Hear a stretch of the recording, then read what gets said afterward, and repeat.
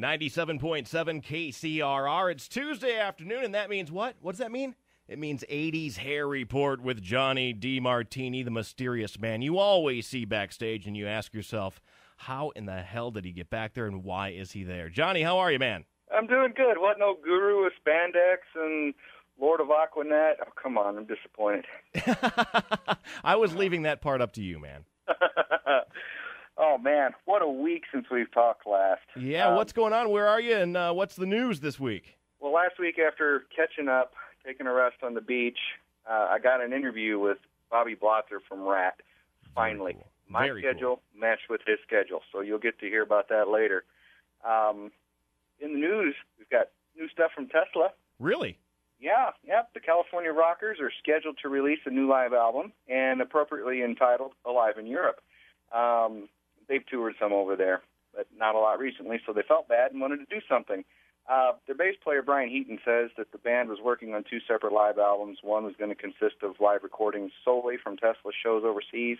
The second was going to feature songs that they only performed and recorded in the United States. Well, he says the one for Live in Europe, it's going to be all hits-oriented. It's going to be a collection of songs, whereas the U.S. counterpart's going to focus mainly on Tesla's obscure cuts. So you're going to get the B-sides on this. Very cool. Yeah, I know. It's something we haven't heard from them. Unless you're a big Tesla fan, it's going to be things you haven't heard. They did a DVD in 2008 called Coming At You Live, and this is going to have some of those songs. The Europe thing's going to overlap a little bit, but you're able to get both of those. If you go to www.frontiers.it, that's the record company that they're putting this out from. That company also, if you do a little digging, has a lot of our favorite groups there, too. This is where they all went when the radio stopped playing them here. Well, guess what? We still play them, John. I know, we do. I hear that Jani Lane is in trouble. Yeah, just a little bit. According to TMZ, a judge has issued a warrant for Mr. Jani Lane because he missed a court date last week on a 2009 DUI conviction. I guess he was going to show the court that he had taken his alcohol classes and done his community service, but he never showed up. They went ahead and scheduled the court date again, and he missed that one as well.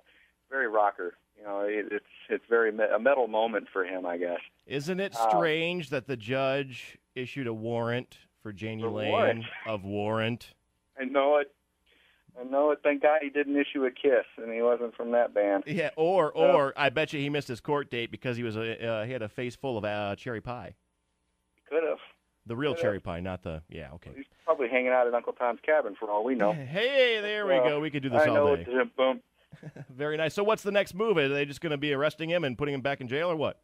No, I think they're just going to do a bench warrant, and we'll see what happens because supposedly he's been in the hospital and unable to make his court dates. So we'll find out what happens this week, but trust me, Jonny DeMartini is on top of this story. I bet you are. Once again, Johnny, I got to ask you, man, you have a lot of inside scoop on some inside information with insiders. How do you do it? Well, Corey, you know they call me the Fox News of hair metal, so fair and balanced reporting. But I do this because I'm Jonny DeMartini, and you're not.